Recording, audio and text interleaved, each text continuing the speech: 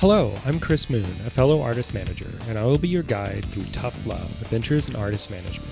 Today we continue our series on pivots, but we break with the long tradition of speaking only to artist managers by inviting in an insider, the president of Rounder Records, John Strohm. While never officially an artist manager himself, he's had the opportunity to work with a wide range of amazing talent throughout his various roles within the music industry. First as an artist and a musician himself, as a member of Blake Babies and the Lemonheads, then as an attorney for some of today's most successful and influential indie artists, including Bon Iver, Dawes, Phoebe Bridgers, Alabama Shakes, and Sturgill Simpson, to name a few. Over the course of our conversation, we touch on the importance of having mentors to guide us, how it often only takes one artist to change the trajectory of your career, and how ascertaining an artist's goals and aspirations can often differ depending on the roles you play in their career. Thanks for joining me as we kick off things with John now. All right, ready? Sure, go for it. We're going now.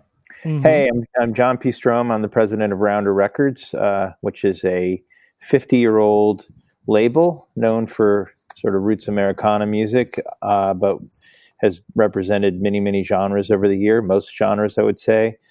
The most famous artists who've been on Rounder include Alison Krauss and George Thorogood, and believe it or not, Rush has had releases on Rounder Records. At least audiovisual works. Many others. A lot of the icons of folk and bluegrass, Nancy Griffith, Bela Fleck, and Jerry Douglas, many others. Currently, we have a roster that leans more Americana. We have the Warren Treaty, Dawes, the Indigo Girls, Sarah Jarosz, and I'm with her, are both on the label. New artists we're excited about named Sierra Farrell. It's a new signing, and many others. And you can delve deeper into that as we go. Yeah, absolutely. Well, thank you so much for taking the time to chat. It's my great pleasure. It's great to see you, old friend. Yeah, definitely. As we spoke about, this podcast kind of centered around artist management as a whole. But what I love about your history is the fact that you kind of have so many touch points, even though you never, as far as I know, and correct me if I'm wrong, delved into artist management in a direct sense. You've been an artist yourself. Never on purpose. Never on purpose. Nobody does on purpose, right? That's right. Well, I was thinking about this, and my start in music was as a musician. Until I was 30, I didn't do anything other than play music and record music and tour with bands. Yeah, so I started out playing music, and the first band that I had any real success was a band called Blake Babies out of Boston, which was me and my high school girlfriend Frida Love and Juliana Hatfield, who went on to have a significant solo career in the 90s and still continues to play professionally. And I realized many years later that I was the manager of Blake Babies without really realizing it. And we shared management duties as one of these bands where we kind of divided up. But I was the guy that will not surprise you, that sort of gravitated toward the business side of things. And eventually when I saw what managers did, I was like, oh yeah, that was actually me. I was managing that band. So it was interesting to put that together. But, I would say that I've had sort of quasi-managerial roles in my next phase of my career, which was as a lawyer. I would advise in a way where there was some overlap with management. And now I run a record label, and so I don't manage artists at all, which has been a challenge and a joy. Yeah, I imagine. Yeah, I just think I think it's fascinating because I'm sure, and you played in the Lemonheads for a while, so I imagine they had management. So I'm sure your engagement, not only as an artist by de facto management, but engagement with artist management maybe in that capacity, you probably had a pretty good understanding, like you were saying, like what that role is and how you can accidentally step into it prior to getting into the, deciding to go down the path to law school and whatnot.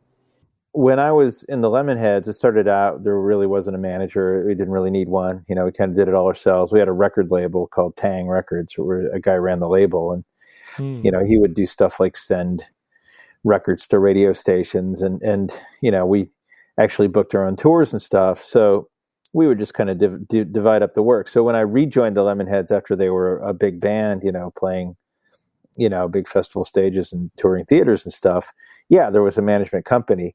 And I realized also later that because I had a close relationship with Evan Dando, the leader of the band, I had some kind of quasi managerial functions too. They would call me up sometimes when, they needed help making sure something happened on time. So, I learned about day-to-day management from there. And, and it was a challenge to manage that band. It was a lot. So, I think one of the things that made me want to get onto the business side was, just the kind of dysfunction of that band. Really, it was very dysfunctional, and it was kind of hard in some ways, and the managers were really good, and the band is actually really good, but it was just challenging, and it made being a touring musician kind of a hard job, and so I'd reached the point when I was about 30 when I decided I really would prefer to be on the business side of things, and I didn't know what that looked like. I think if somebody would have offered me the job I have now when I was 30 years old, coming out of being in a band, I would have been psyched, but I would have been horrible at it. I would have just utterly failed. So do you feel like the time you spent going to law school, becoming a lawyer, and working with artists in that capacity better set you up for the role you have now at Rounder than if you were just coming straight out of the band? Oh yeah. Yeah. I mean, everything I know about the business, I learned, I'm still learning now. I'm learning how to be a label president. I'm learning how to work at a label. There's a lot of challenges there, but from a high level view, there's no better position in the music industry to get a really thorough look at everything that happens on the business side than being an artist lawyer. You really see it all. You see every kind of deal. You have to learn touring, you have to learn the recording industry, you have to learn publishing, you have to learn, how management deals are structured and the kinds of issues that come up. And, so I draw on that knowledge constantly. And one of the reasons why I decided I wanted to be a music lawyer was because even before I was a music lawyer, I was somebody that artists came to for advice, not because I had any particular wisdom or authority. It was just, I was a person that was, I was constantly having young artists coming up, call me and say, what can you help me understand? This crossroads I'm at in my career, or this deal I'm being offered. And, and I would offer what advice I could. And at one point I was even writing a music business sort of advice column for an arts paper, but it was not very sophisticated advice. It wasn't bad advice. It was just not very deep.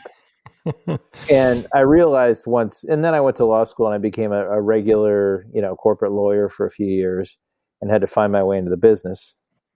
And that was, I had to learn a whole lot when I started doing artist deals without a lot of mentorship or supervision. I was at a general business practice, and I had a few friends out there. Like one of them was Ken Abdo in Minneapolis, and another one was Burtis Downs, who's the advisor for REM for many years.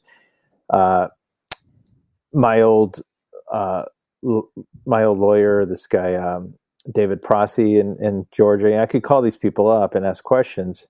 Oh, Robert Midas in Indiana, that was another one. Very nice to me and helped me out, but I was having to kind of figure it out on my own because there weren't any colleagues at my law firm that understood this stuff. And my first client that had any success which was right at the beginning, was Bon Iver. Speaking of, local interest, this is back in 2007. So, I'd had a couple of clients, as before that I'd sort of, done some kind of basic business advising for. But that was one where every single issue under the sun was happening all at once because it blew up very quickly. Right. So it was 19-year-old Kyle Fournette and me trying to figure it all out as it came at us. So that was a real education. Kyle, by the way, I don't know what his capacity is now, but at the time he was, and for many years, was Bon Iver's lawyer, and started when he was very young and, relatively very inexperienced. So there was a lot of figuring it out as we went. Yeah, you guys were able to kind of cut your teeth together in that sense. So I pretended like I knew more than I did. So, I gave him some relief from anxiety by pretending like I knew what I was doing. Well, that's half of it, right? Having having a bit of confidence along the way. But it sounded like you had a good pool of mentors and colleagues you could call on, I'm sure, when things got a little hairy and maybe out of your depth a bit to kind of get some advice and direction. Well, when you're practicing law, like when you here's the distinction between the different kind of areas of music business or members of an artist team. It's a distinction that's really important to make, and that is, if you're a manager, you really can learn as you go because there isn't any licensure requirement. Anybody can just True. say, "I'm a manager. Here's what I'm doing." And if you really, really screw up somebody's career, they could sue you for gross negligence or something, or malfeasance of some sort. But if you're a lawyer or say a CPA or something like that, you're working on a license that's given to you by the state, where you have very, very strict rules about things like committing malpractice. And so it's not at all comfortable or advisable or something you really do as a lawyer to just launch in not knowing what you're doing and figure it out as you go. Right. Because I was working at a big firm, we had malpractice insurance, and they were very nervous about me doing entertainment work that they didn't understand. So I had to be very, very careful that I was always very, very solidly on the right side of that malpractice risk. Yeah, no, that makes sense. And that you're referring back to when you were still in Birmingham, right? Before Yeah, you so when made I the was move just to getting Nashville. started, because eventually you get expertise and you get familiar with the deals, and you can still commit malpractice in a bunch of different ways, but not by having a lack of general competence. It's like you come into it and you're not familiar with the area of law. Well, you better be familiar with the basic principles of contract law, because that's basically what you're dealing with, and then it comes down to the nuances of the industry. And that's where the advisors come in. You say, okay, I'm negotiating a mechanical royalty provision. Can you help me understand, controlled compositions and what I'm supposed to do here? Well, there's an answer to that. There's an industry standard, it's a Right. changing industry standard. That's one of the reasons I didn't venture in doing film and television work or too much literary publishing work or whatever. It wasn't that I didn't understand the legal principles, which I did, the contract principles. It's that I didn't understand the culture of the business. Right. So then once you get a handle on the culture of the business and get a real good familiarity with it, then you can start to push the boundaries. You can start to find ways to be innovative and to change the way agreements are structured, in ways that have been inefficient or unfair in the past, but you can't do that until you have a real familiarity. So that's why I'm so grateful to people like Burtis and Ken Abdo, is that I could always pick up the phone and say, I don't understand this. Can you explain this? And with Yeah. someone like Abdo, it'd be awkward eventually, because then I'd have real clients. We'd be negotiating against each other, and he would have opened up the playbook to me. But no, he's a really generous guy, and some people like him and many others are just very generous about wanting to pay it forward by mentoring and help people who are in it for the right reasons get up to that point. And I try very, very hard to to carry that forward as well. Yeah, yeah. I mean, it's there's so many nuances to obviously that particular side of the industry, but with every element of the industry when it comes to to that, and it's so much relationship driven too, which is something else that I'm guessing really played into your hand as you made that shift into being a lawyer and now obviously a rounder too on the Mm. label side. Just having the ability to develop relationships not only with the key players but with the artist directly, and feeling comfortable in that environment, having been an artist yourself and seeing that side of it, which is kind of a unique place for a lot of people to be in that circle as an attorney in particular. I would say overall, I would imagine. Yeah, a couple things about that. First of all, because I was only a musician until I was 30, without even really seriously considering a jump to the other side, I think is like a creative person, and I can speak the language of musicians. I can talk about making records or touring or the creative process in a way that's informed, and that's very helpful. Mm-hmm. Because creative musicians, you know, I think generally are more comfortable talking about their creativity with people that are have been legitimately engaged in that process, as opposed to people who are have always been on the business side, or executives or whatever. And so yeah, I want artists to know that I've I don't want to brag about my musical accomplishments because they're not that great, but I want them to know that I've been a full-time professional musician and made a bunch of records and spent a lot of time in, various vans and buses and, cheap hotel rooms and stuff, so that they know that there's sort of a foundation of, of empathy and understanding for what they do. And Right. so that's important. And then with the relationships thing, yeah, I mean, it was very, very helpful for me to get started as a lawyer. Like, I don't know what my career would be like if I hadn't gotten extremely lucky and gotten that call from Kyle about Bon Iver, because, that opened doors for me, so that very quickly I had other artists, seek me out because I was known for, being a guy that had, a successful client. And it really only takes one, as you know. I Mm-hmm. mean, that's especially true for management. If you're like, like my friend Ian Thornton, who recently moved to Nashville from West Virginia. He's managed Tyler Childers for a good number of years. Mm. And even when he was a guy, playing to very small audiences, he and Tyler have a really, really close relationship. Well, now that's one. I heard your interview with Michael Corcoran. He's Mm-hmm.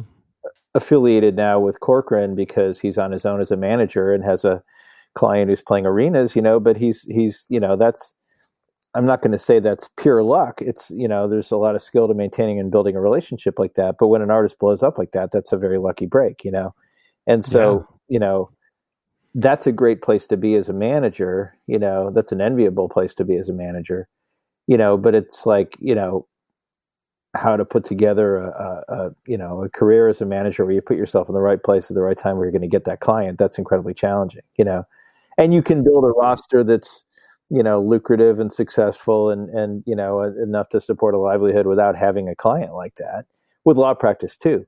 But when you Mm-hmm. have one that's a rocket ship, within a year of working with Bon Iver, I was working with Dawes, which is an act that I worked with as a lawyer for 10 years and just recently signed a rounder. Yeah.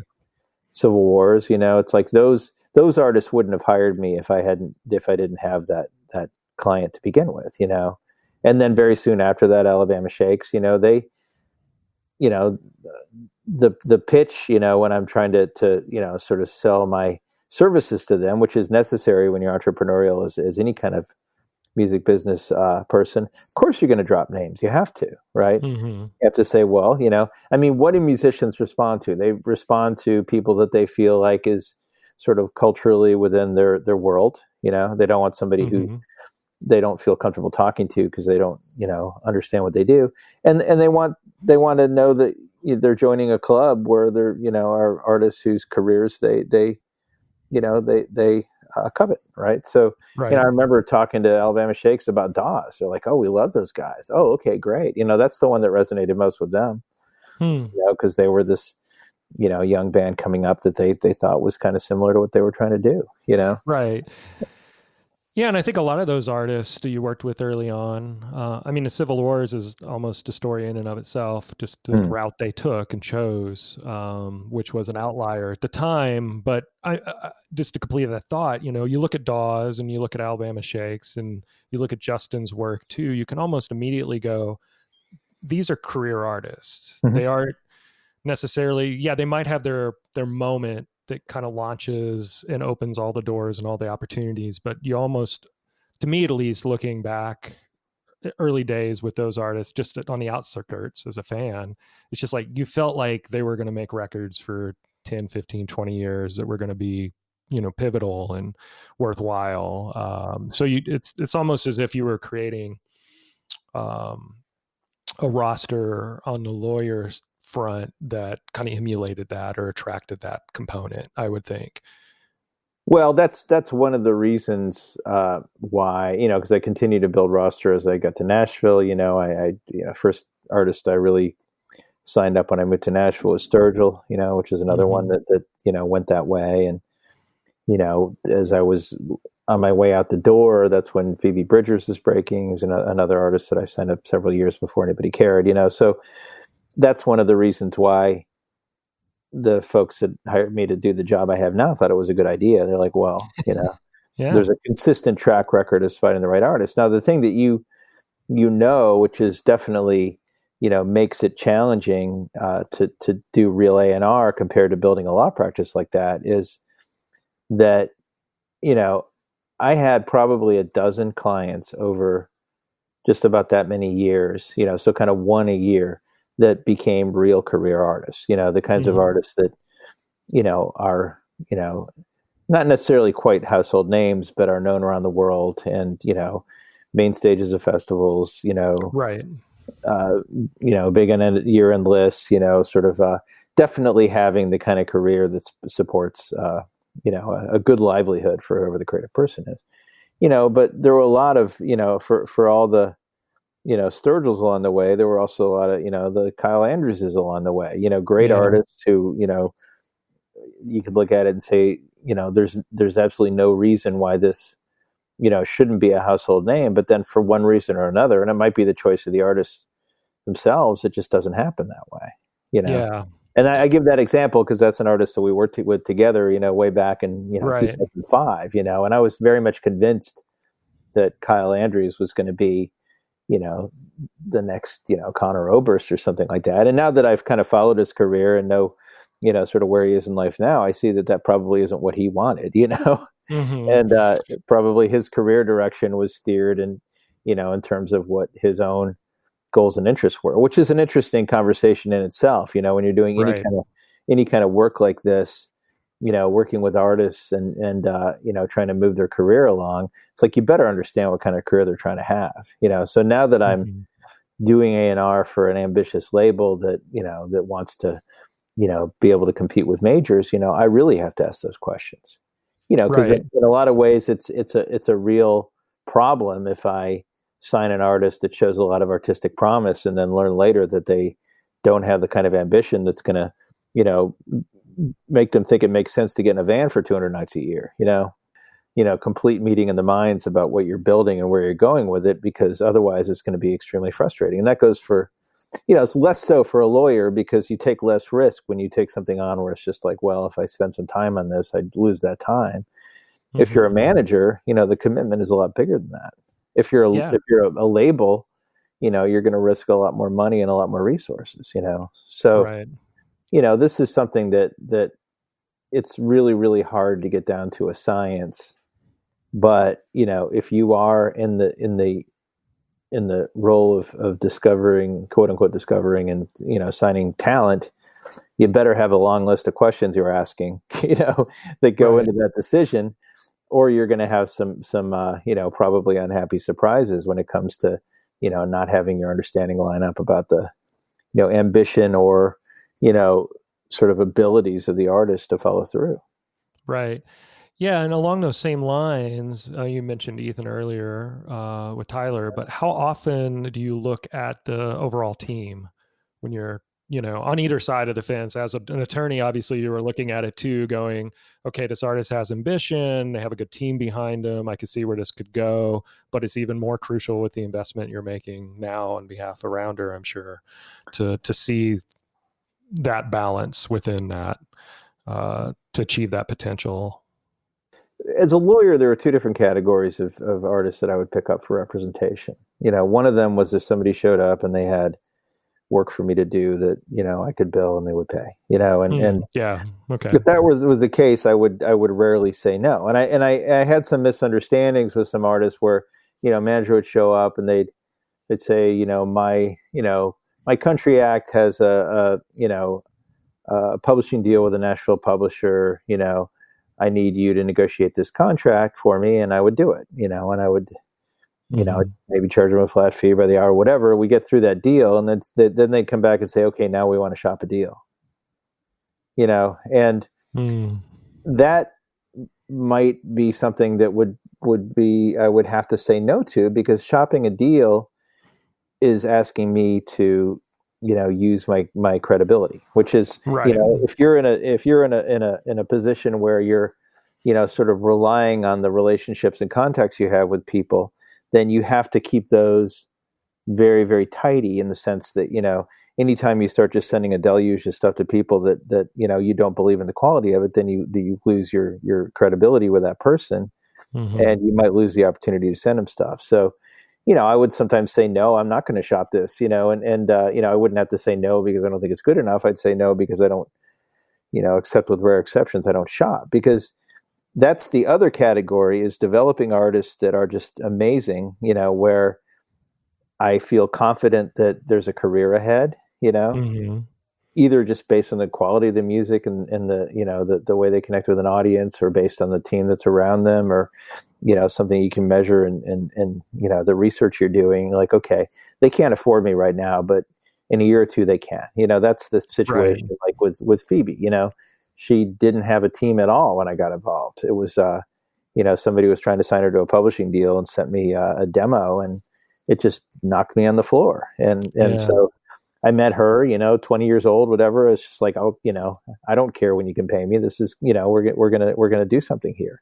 Then it has a very different feel, because it's like, man, it not only is something that I feel okay about sending to my contacts. I desperately want to send it to my contacts, because I want them to, first of all, I want them to open a door, but it's like, I want to send people great music, because that's good for my own credibility.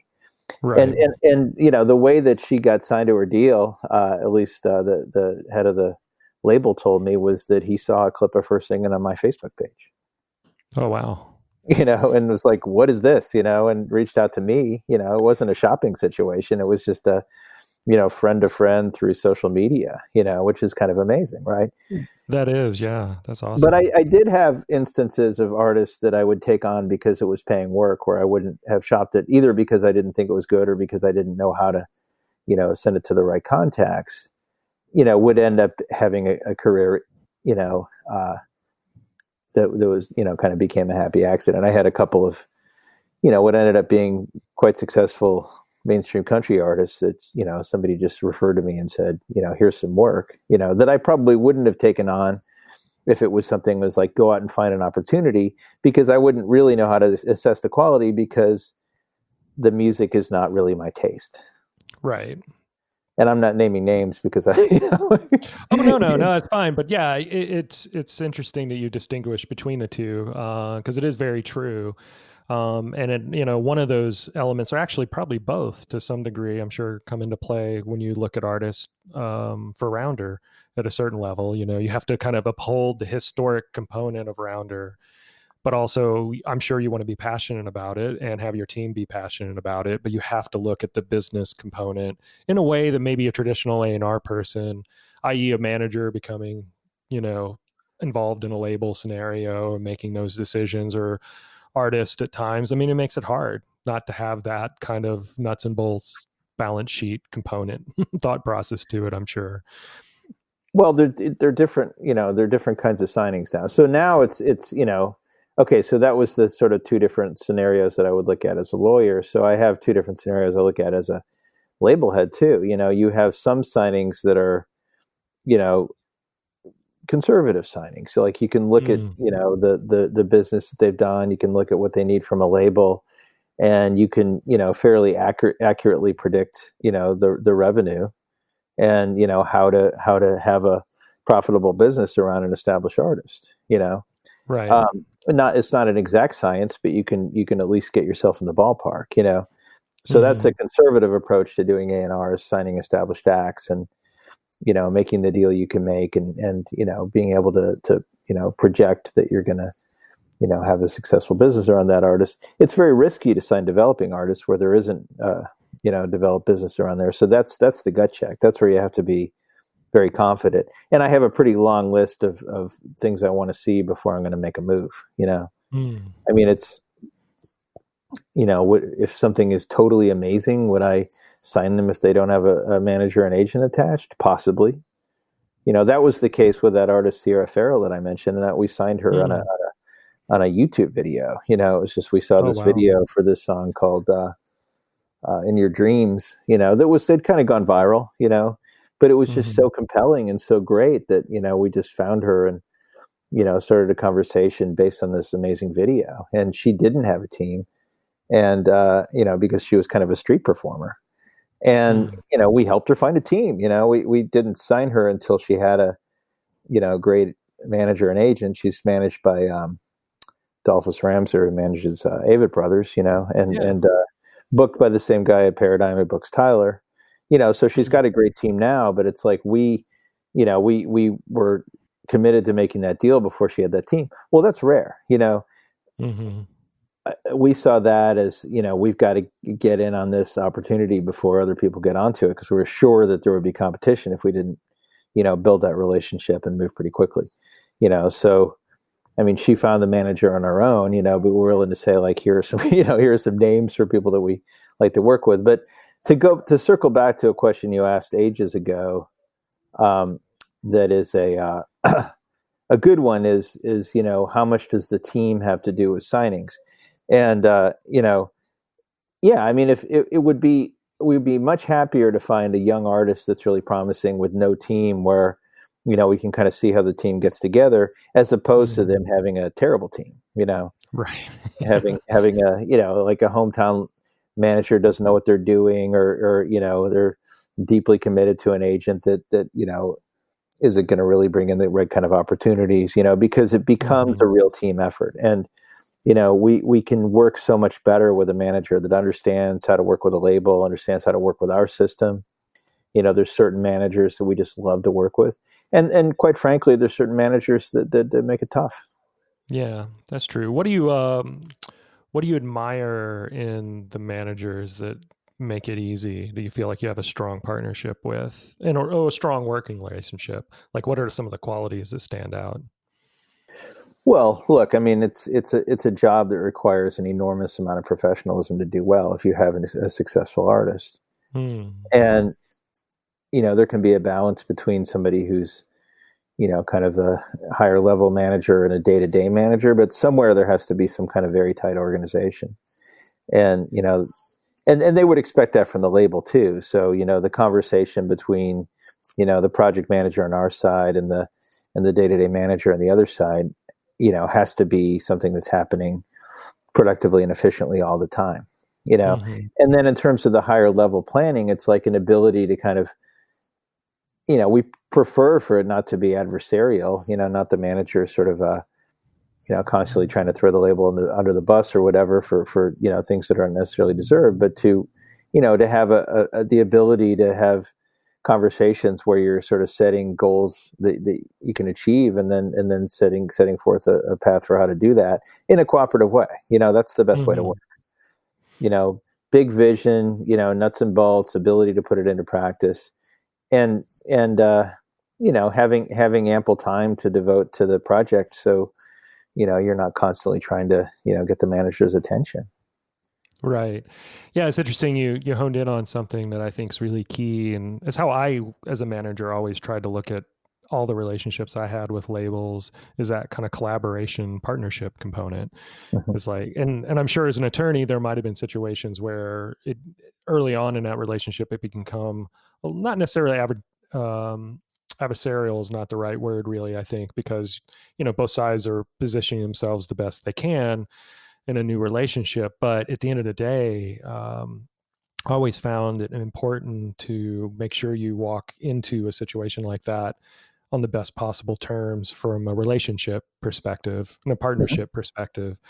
Because, I mean, I don't know if it's this way nowadays because so many artists have to get to a certain place on their own before, anyone really comes to the table typically. But I mean, some of the artist development component of it, and then the hard work that goes into all of it, really comes from those partnerships. Mhm.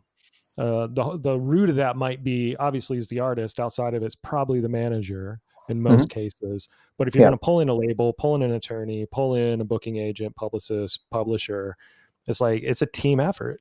You Oh yeah.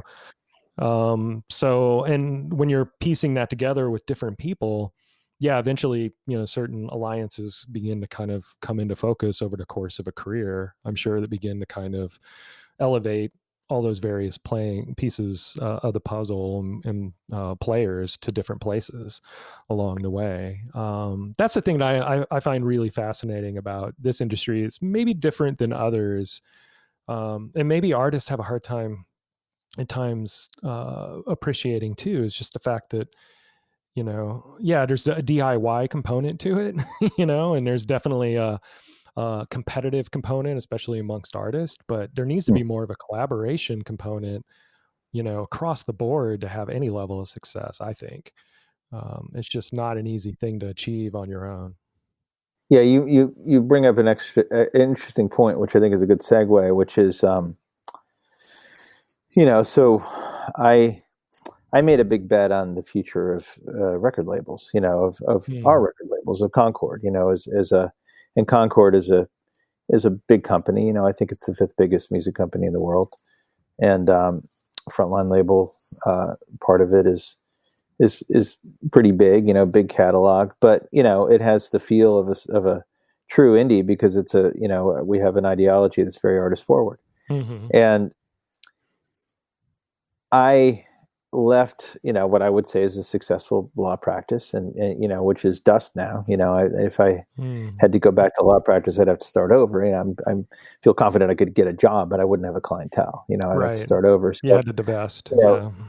that was a risky move for me to make, and the reason why I made that move is because I saw the label model as a good bet for the future. And the reason for that is, that probably sounds, you know, uh, you know, questionable to a lot of people in the artist world, in the DIY world, because there's plenty of conversation around the future of labels and what even is a label anymore. But the kind of people that come to us and want to make deals for their artists are generally the best and most sophisticated managers out there, Mhm. who have experienced, doing label services type deals, and they know how much work that is and how much risk it Right. is, how much risk it is for the artist to take financially to be their own label. And then they've also, art managers have had negative experiences at majors, where it's the center lane for major labels these days is not the kind of career oriented, kind of genre based, credibility focused artists that labels like ours are signing. Mhm. It's about chasing viral content, right? It's about signing the thing that's going to blow up on social media, or at DSPs. And we're not. I'm not going to say we're not trying to compete in that world, because sure, in our own way we are. But what we really like to do is provide a kind of middle ground where good managers, good teams know that we're a good answer to the kind of where's the middle ground here between having to Right. utterly do it ourselves and having to be kind of third tier on a major label. Is to be a priority at a label where projects like this are the priority. And Mhm. and so that's great. And I think that and many of the artists that come through these labels, their career is at least their own, you know, earnings are largely from live performance, right? Right. And these are careers that are driven by live performance. A good example of that is Billy Strings, another artist on Rounder, who we're very proud to have on the label, and who is having an amazing run of, again, right now it's everything's on pause, but is Yeah, selling tickets as touring. fast as they Yeah. can print them. So there's a recorded music career there, and I think that we have an understanding. They know that it's going to take a label like us to really maximize that. Mhm. I mean, they don't need to have a focus on Billy Strings as a recording artist, or even as a songwriter, and he's both things, to have a big live career, but his ambition is to be a successful recording artist too, Right. so and what we do is, support for the live career, so that there's only benefit there. Mhm. So, I'm getting a little bit off my original script, but it's like I saw this as something that was very important in our industry going forward, is that there would be companies that support artists' careers like that, and that there's a way to have that be very lucrative for the labels, without it being, a too label friendly sort of, out of whack, out of balance deal. We can, have it be a win-win, bring value to the artist and have a successful company. And, I do think there's an opportunity there, and I think we're seeing it. Yeah, no, I completely agree. Yeah, and it's interesting too, even going back, a few years now, but so many artists that did the DIY thing have gravitated into some sort of middle ground, middle tier label typically, or sometimes major labels, whether it's Nine Inch Nails or Radiohead or Civil Wars did that. They made their jump on that second record too. So, yeah, I mean, at some point you just, yeah, you have to balance like, is the success that you have on your own worth it versus the partnership and opportunity that kind of label partnership can bring to the table. um Well, I think one thing to add to that is that, after a certain point of success, artists are not doing it on their own. mhm. There's a whole universe of resources and stakeholders. Like some artists like to have their brand be that they're truly independent. Like Chance the Rapper is a good example. That Yeah. doesn't need a label. Well, he has all the benefits of a label. He's a Mhm. huge artist that has all the mechanisms of a label. He's doing it all on a kind of a I guess for higher basis. But still the machinery is the same. He might Right. have had the kind of success as an independent to be able to have a financial upper hand. And certainly not have somebody own his masters. But if you really take a look at the sort of machinery behind it, there are all the components of what would go into a major deal situation. I mean, same for us. It's like we can we can I think legitimately claim we're a true indie because we have a real independent approach, independent spirit, giving the artists independence in terms of the work that they do. But it's all going through universal distribution, so it's going through Mhm. the same pipes. Right. And we're using many of the same like the kind of publicists we hire, and the approach at radio is not really that different to the way you work to radio doesn't look that different from what major labels do. So you have to make those distinctions, in terms of what really is different.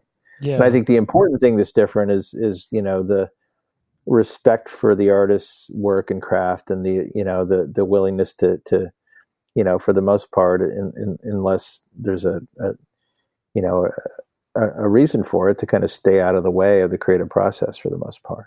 Right. Yeah, and thankfully, I think we're in a really great era of labels because you have a wide variety that fit the bill, and you've seen Mhm. artists make those jumps in a successful ways. Like, I'm thinking obviously Sturgill made that jump for a moment. Made the And jump, made the jump back. Yeah. yeah, which happens. It comes and goes in both ways. But, I'm thinking of, obviously War on Drugs. I think that was probably, at least from an outside perspective, elevated them on that last record, making that jump.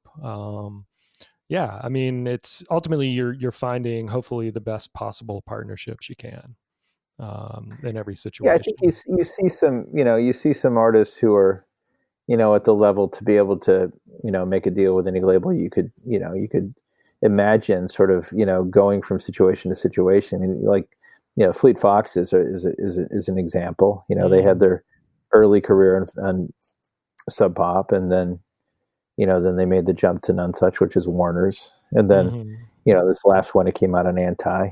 So they've there's been several significantly different scenarios there, going from indie to major back to indie. Right. And I don't know. I mean, I think it's you're looking for the best fit, and we want to have entire careers on our label, and there's a precedent for that at Rounder. Alison Krauss is a good example. Yeah. She's had one release that was not on Rounder, and so most of her careers have been at Rounder, and we certainly want to be the kind of label that can support an artist's career like that, and have a long, successful run with artists. So that's absolutely our goal. And that's why in our A&R process we're looking for great artists that are headed for a career, rather than spending a lot of energy and resources sort of chasing what's going viral. Right. And that's perfectly aligned with what I would hope most artist managers are looking for too. It's like ultimately that's where it pays off, in relationships, in the quality of work, and, with a little luck, hopefully financially too, is having that long Mm. term career versus, you know, a lot of fits and starts, which are part of it too. Yeah, and it's, it's interesting because, one thing that I've learned, and this is actually a great thing to see from the other side, because my own career, if you want to call it that, as a musician, I was certainly never remotely satisfied with it at the time. And when I left full-time music in my early 30s, I really felt like I'd failed.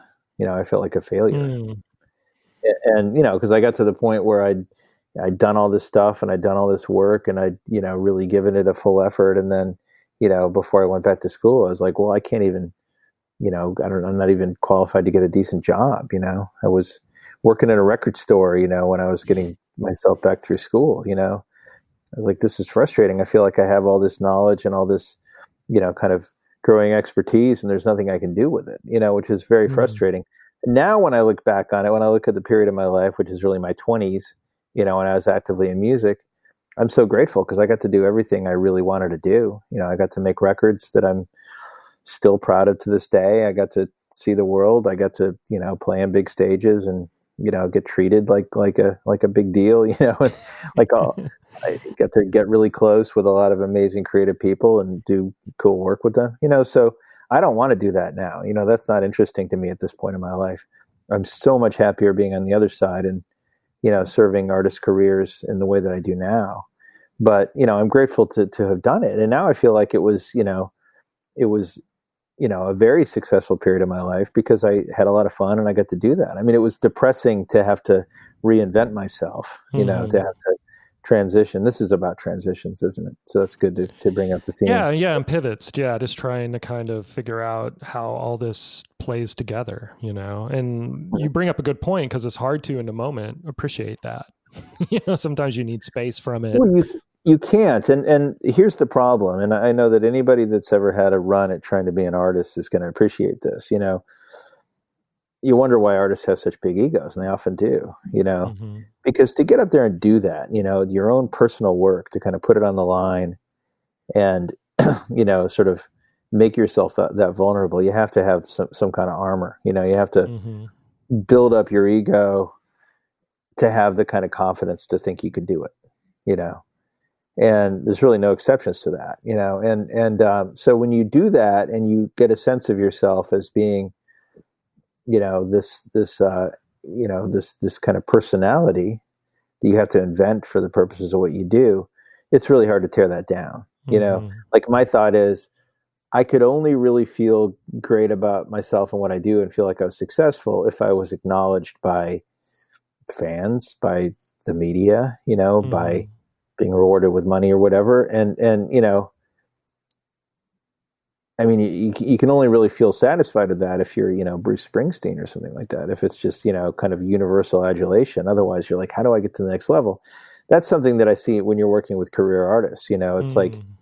it's a brick by brick process, but there's kind of ebbs and flows to it. But and more mature older artists get some perspective on it, where they're not just kind of purely driven by ego. That's kind of a struggle of ego and low self-esteem that hopefully you get through at a certain point. Working with the Dawes guys now, and they've never really been like that. They're incredibly sort of Yeah, they seem like they'd be pretty humble. professional, yeah, like self-realized guys, but they have a very kind of pragmatic, nuts and bolts, brick by brick approach to what they do now, and and a really good attitude. But it's like there's always going to be that kind of ebb and flow for a career artist. They can reach a Hmm. point of, you know, a very sort of lofty point of success, and then if it drops a little bit, even though their livelihood isn't threatened, then there's the sort of panic of what if this all goes away, Right.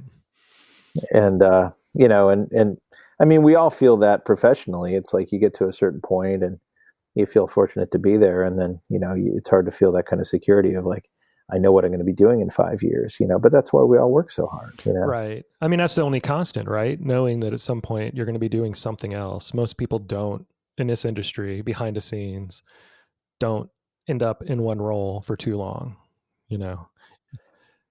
Yeah, and this is running rounder is the first time in my career I felt like this is where I want to park it. It's like Yeah. I feel like if I can get to, I'm 53, if I can get to 70 and still be doing this, which is what happened for the founders, who ran the label for the first, 48 years or whatever. If I can get to the point where I'm sort of retirement age and I've, built this into a better and more significant company over the years, then I'll feel like I had a great career. Yeah, and I have no doubt that you will. Well, and if that's my goal. That's what I'm working towards. If that doesn't happen, I'll pivot, again, and I'll find another thing to do within the industry. I mean, I'm a lifer when it comes to music, but I really, I want to make it here because I really, the thing I admire most in the music industry, other than great artists, and I'm talking about the business side, it's people that have built entrepreneurial companies from scratch, that really serve musicians and really move the culture. And that's something that Rounder is. Yeah. It's also something that Secretly Canadian is. It's something that Merge is. It's something that, that Anti is. I mean, on and on. There's a bunch of labels that are really that, music fans, championing the music they love, building companies around it and treating artists with respect, so that's something that I'm very happy to be involved with because I think that's an incredibly important sort of institution within the industry.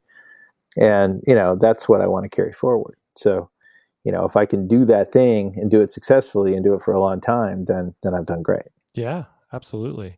Hey, to wrap us up here, I wanted to toss off just a handful of questions that are always fun. It's always great to get people's perspective. So if I can hold you for just a few minutes more. Totally. What was the first record you bought? First record I ever bought with my own money was the Eagles' Greatest Hits. And I got tricked, actually, by my dad. Because what the record I wanted to get was Kiss. Because I heard Rock and Roll All Night on the radio. And I just wanted that song. And I heard that song on the radio, and I went to my dad and said, I want to buy a record. And he said, okay, let's go find one. So we went to the record store. I think he wanted the Eagles' Greatest Hits. And he said, what kind of record do you want? I said, I don't know. It's like hard rock, it's got, guitar, I didn't know how to describe it.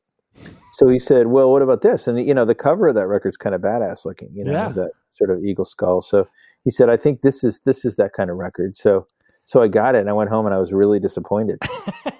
And, because it wasn't the right record. But then it's all I had, except for, he had actually had a great record collection, but it was my record. So I listened to it a bunch, and I think it kind of found its way into my DNA. Yeah. It's hard as a parent, as I'm sure for both of us, it's hard not to try to, steer them in the right direction in some regards. I think he wanted that record. But I one of my clients, and as a lawyer and still a buddy of mine, is J.D. Souther, who, wrote a few of the songs. And I told him that story. He thought that was hilarious. That is funny. Oh man. So what was the first concert you went to then? Hopefully you had a little more control over that, I imagine. Yeah, it was kind of insignificant. Yeah, I went to see Yes in the 1978 tour. I was probably 9 when I got that Eagles record. So probably the next year I got my dad to take my best friend and me to see Yes. And but the first concert that really meant something to me was a couple years after that. I went to they had these things at downtown Bloomington, Indiana, where I grew up, called street dances, where they'd have bands play outdoors. Downtown, they block off a street. And I saw my first punk band, which was the Zero Boys, which was a classic Midwest punk band. So that would have been about 1981. So I would have been about 12 or 13. And I saw this band, the Zero Boys. And that's when I saw what I wanted to do. That was when I made up my mind that I wanted to be in that world. So I'd been to a few arena concerts, but when I saw the Zero Boys play the street dance, and I ended up, having a lifelong friendship with the singer of the Zero Boys, Paul Mayhern, who, oh wow, like he was John Mellencamp's engineer for a long time. We shared a house in Bloomington, and he produced several of the records that I made over the years. But it was really that band. Oh, can I tell you one more quick story? This is hilarious. Sure.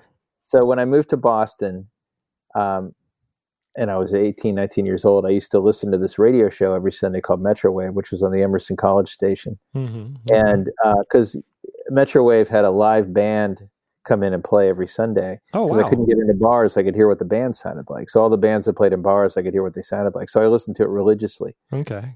And one week, when I was probably starting my second year at Berkeley, I heard the Lemonheads on there, which was a trio at that point. They were 1 year out of high school. and they did a Zero Boys cover. Oh. And so I was like, yeah, it's gonna sound kind of good. And then they launched into the Zero Boys cover, and I was just like, I gotta meet these guys. So that's how I met the Lemonheads. They did the Zero Boys cover, so I went to meet them, and I went up to them afterwards, and I was like, how do you know the Zero Boys? And they're like, I was like, they're my friends, and then the rest is history. I was their drummer within a month. That's awesome. That's a great story. Yeah, yeah.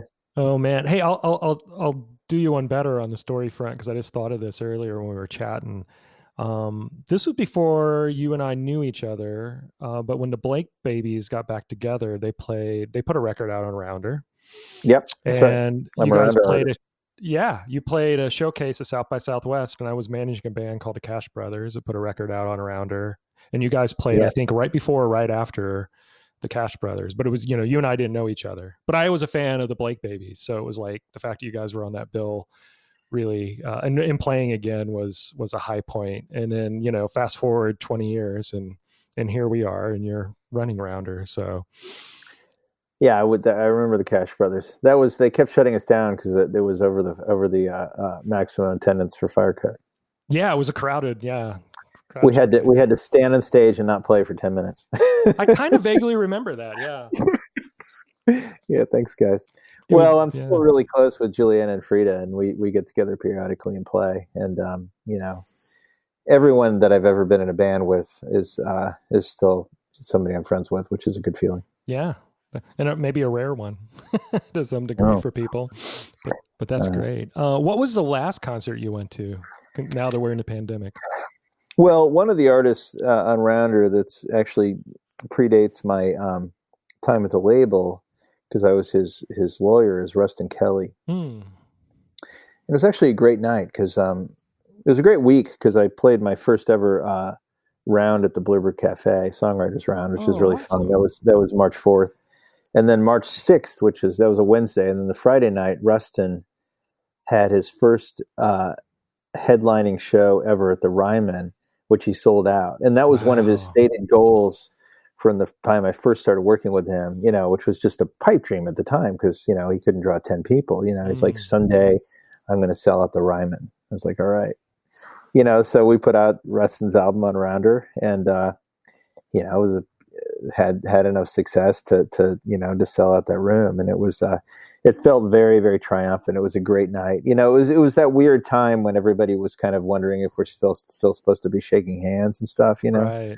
Like, are we still doing this? And actually, the next day I went into work and they told me I had to quarantine because somebody who had been at the show was tested positive for COVID, and I've been home ever since. Yeah. Wow. Well, I'm glad that both you and Rustin got that experience under the. But I'm going to a show tonight. Actually, I did go see a War and Treaty outdoor show last week, and, cool. and starting to do stuff. And that's another artist in our label. And Sierra Farrell is playing tonight at the Station Inn for a limited crowd, and it's like a streaming and live thing at the Station Inn, and she's playing with Ralph Stanley's band, Ralph Stanley Jr. Oh wow, okay. So I'm going out to hear music tonight, which is a little scary, but awesome. Yeah, got to get back to it. I'll wear my mask. Yeah, well, here's hoping there's a route back to, the transcendence of standing in a room and having that wash over you. Yeah, no, it's needed for sure. I'd be remiss if I didn't ask, and not to put you on the spot, but what's something that's really, really getting you going right now, like new music discovery? Doesn't have to necessarily be related to work per se, but if it is, that's fine too. But always my curious. favorite record, actually, as a former client and friend, my favorite record of the last year was St. Cloud by Waxahachie. Oh wow, okay. I love that record. Produced by my buddy Brad Cook, who's part of the Bonavera universe, as you know. Yeah. And I just think that's a beautiful record. And I've done less listening than I would like to during this lockdown. Most of the listening I've done has been, exploration for A&R stuff like that. And I like to sort of brag on stuff that's not within my world. But Katie Crutchfield, who is Waxahachie, my friendship with her goes back to when she was in high school because she had a band called the Ackleys in Birmingham. Right around the time I was working with Kyle. Okay. I was sort of going to their shows because I thought they were going to be the next Paramore. I was like, this is the band that's going to be the next huge sort of pop punk band. It was the Twin Sisters, and they had this kind of heavy rhythm section. They'd play the all ages club in Birmingham. Just amazing. But then, they did that for about a year, and then they just quit and said, we're doing something else. Moved to Philly and started playing, sort of DIY rooms, and, led to where it is now. But she's an artist who I think has been improving release by release, every single record, since she was a teenager. She's, about 30 now, and is, I think, an important artist. Yeah, I just heard that on the radio here on The Current when I was out and about the other day. God bless The Current. Yeah, no doubt. We're lucky here in the Twin Cities. One last quick question. What do you like to do outside of work, outside of music? Like, what brings you joy outside of all this? Well, lately, because, I live a sort of relatively solitary life, I don't really have a social life per se. I feel very connected to people through professional connections, but, I spend an enormous amount of time running trails. That's what I like to do. Yeah. So I've been a runner for a good number of years, but I've been moving it more and more on trails. So I spend a lot of time, and I haven't done any organized trail races recently, but I will. That's just, being out in the woods, completely unplugging, sometimes hiking, more often running trails is where I find my focus. Oh, that's awesome. It's good to have that outlet for sure, especially during this time. And also, the real blessing for me of this time has been, I've got one of my kids going to college next year, and we've really, sort of had to, but have really enjoyed being together as a family, and kind of having a vibe here, so that's really, I haven't been traveling, I haven't been, going out much or doing much socially, so I've had to really kind of take this time to connect with my family, which has been joyous. I hope the same for you. I know you have a beautiful family. Oh, thank you. Yeah, no, likewise. It is definitely a blessing. Certainly missed the shows, but I feel thankful to have the camaraderie and opportunity. I feel that we'll be back to it soon enough. I hope we can get our act together with, getting this pandemic under control. But I feel hopeful that we're going to be finding our way back to some kind of normal starting in the summer. That's my strong feeling. Yeah, I'm with you on that. I'm glad I don't, have to sort of make big bets around, whether or not that's going to happen. But yeah, certainly hope it happens. Yes, me too. Well, man, thank you so much, John, for taking the time to do this. It's a pleasure. Yeah, I hope I bring some perspective that's meaningful to somebody out there. No, I'm sure you will, no doubt. And it was good just to catch up. It's a good opportunity to do that for sure. Long overdue. Well, someday we'll break bread again, and I love hearing from you, and I'm excited about all the stuff you're doing. So next time we have a conversation, it can be me asking the questions. It's easier being on this side of the fence, but no, I appreciate you saying that. I heard you get interviewed on this show, so that's at least you got to be in that seat one time. Yeah, that was fun. That was a fun thing to do. Yeah, my intern who's been helping me with this, Greg, he was like, sometimes you mention stuff, but there's no context to it. And I was like, oh, you're right. I never really shared my story. So that was the impetus behind that. But it was fun to do for sure. But I definitely like it on this other end. But that's kind of you. So, well, man, I'll let you get to it. Enjoy the show tonight. That's awesome. You're getting out a bit. Thanks, pal. Yeah, we'll see. I got to go to a high school football game that I'm going to sneak out for a Station N show. That's a decent Friday night for 2020. That's really impressive. That feels very 2019 to me. I love my gosh, you're right. Yeah, I'll be wearing a mask the whole time, but other than that's the difference. But yeah. Well, be safe, and yeah, you too. I will talk to you soon. Thanks, buddy. Thanks. Appreciate it. Many thanks to John for his stories, insights, and perspective today. Thanks also to Tony Miracle of Venus Home for our theme music, and to Greg Doby Hall for his support as well. If you're so inclined, please rate us, follow us on Facebook, Instagram, or Twitter at Tough Love Pod. That's TOUGHLOVPOD. And above all, share this podcast with all your friends and fellow music industry and artist communities. It takes a village. You can reach us at chris@anhedoniamanagement.com. That is CHRIS at ANHEDONIAMGMT.com. Be well, trip up, get back up, and let's all learn as we go. Until next time.